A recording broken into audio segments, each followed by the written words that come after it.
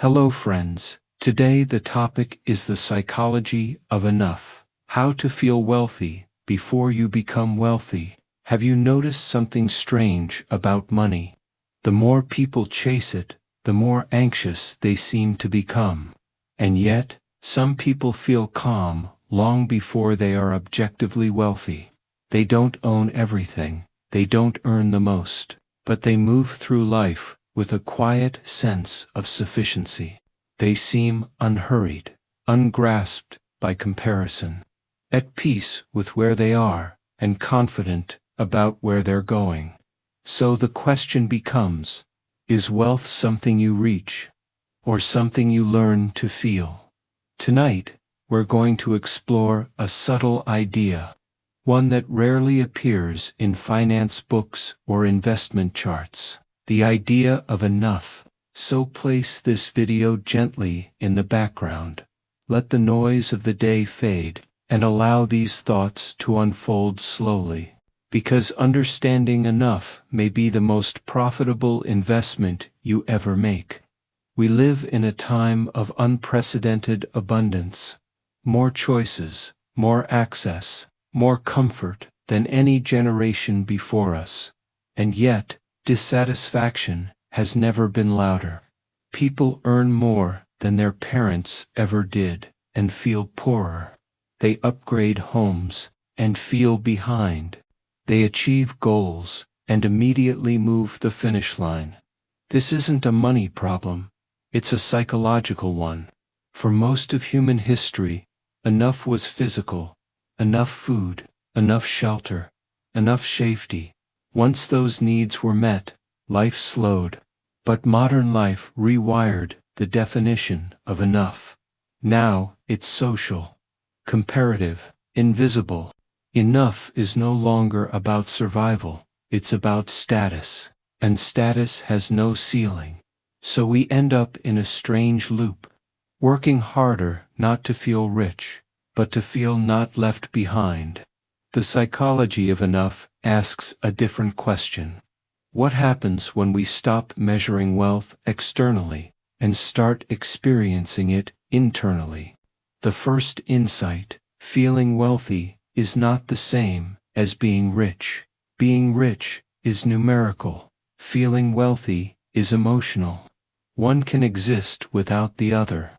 There are people with seven-figure net worths who live in quiet fear, and people with modest means who sleep peacefully every night. This is not coincidence. Feeling wealthy comes from relationship. Your relationship with money, time, expectations, and self-worth. If money becomes a measurement of your value, enough will always feel just one step away. But when money becomes a tool instead of an identity, calm begins to emerge. The psychology of enough starts here. Wealth is not the absence of desire. It is the presence of contentment. The second insight, the moving horizon problem. Imagine walking toward the horizon. No matter how far you walk, it never gets closer. This is how many people experience money.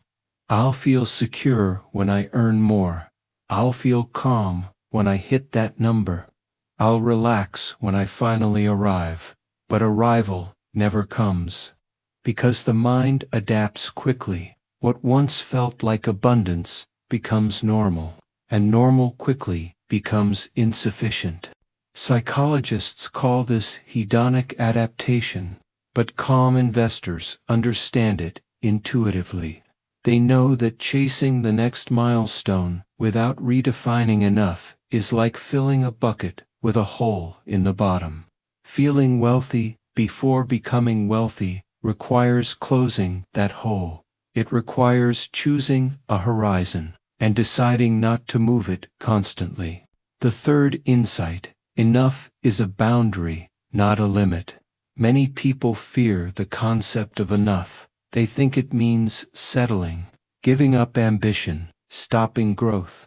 But enough is not the end of growth. It is the end of compulsion. Enough says, I know what satisfies me. Without enough, ambition becomes anxiety. With enough, ambition becomes intentional. The calm mind doesn't stop building. It simply stops chasing validation. This is where quiet wealth begins. When you know what is enough for you, money becomes cooperative instead of demanding. The fourth insight: time wealth precedes money wealth. There is a form of wealth that appears long before financial success. Time wealth, the ability to breathe, to rest, to think clearly, to enjoy moments without rushing to monetize them. People who feel wealthy early often prioritize time before money, not because they have more of it, but because they respect it. They don't trade every hour for marginal gains. They leave space in their lives. This space becomes clarity. Clarity becomes better decisions. Better decisions become wealth.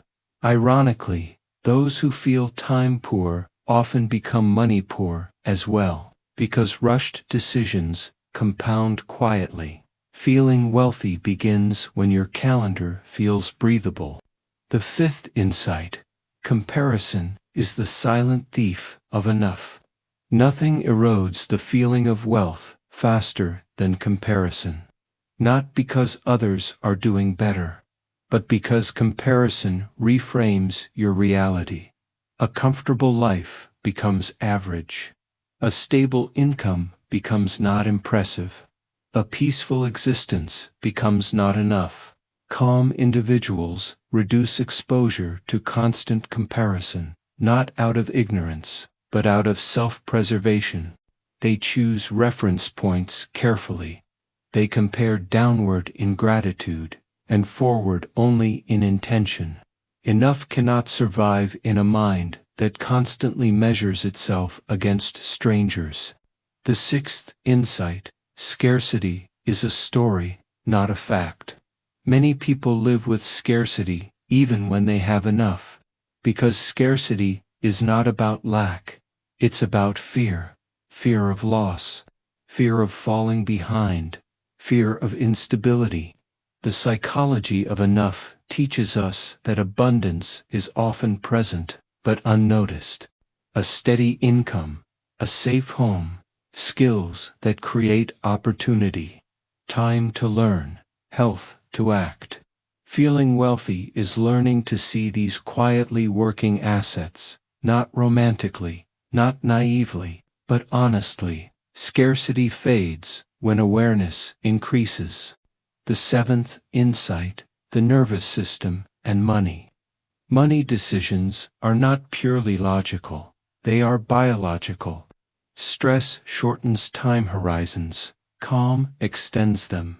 People who feel wealthy early regulate their nervous systems. They sleep, they move slowly, they avoid unnecessary chaos. This allows them to make long-term financial decisions from clarity instead of fear.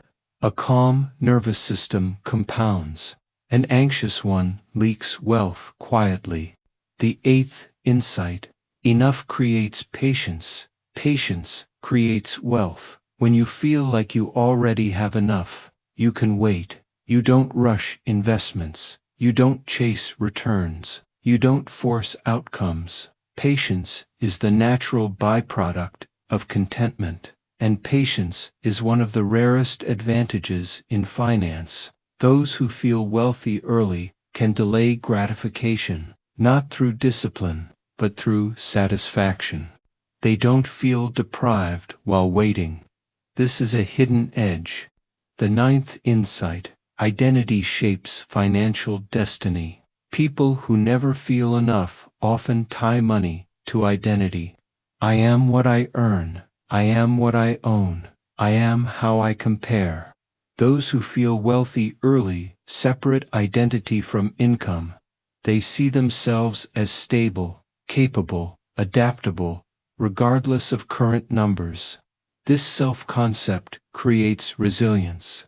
Resilience allows consistency. Consistency builds wealth. Money follows identity more often than effort. The 10th insight: Feeling wealthy is a skill. Enough is not accidental. It is practiced through intentional gratitude, through conscious boundaries, through clear definitions of success. Feeling wealthy before becoming wealthy is not pretending. It is preparing. It trains your mind for stability. It removes desperation from decisions. It allows wealth to arrive into a calm environment, and wealth prefers calm environments. Perhaps the deepest truth about money is this: the mind that cannot feel enough will never feel rich, and the mind that can feel enough is already practicing wealth. Enough does not mean stopping growth. It means growing without fear. It means enjoying the journey instead of postponing peace. Life is happening now, not after the next milestone. And those who understand this build wealth that lasts, because it is built on calm, not craving.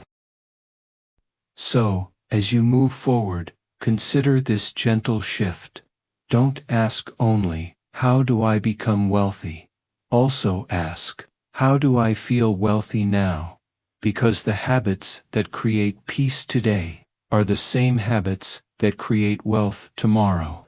In the end, true wealth is not counted. It is felt, quietly, steadily, without urgency.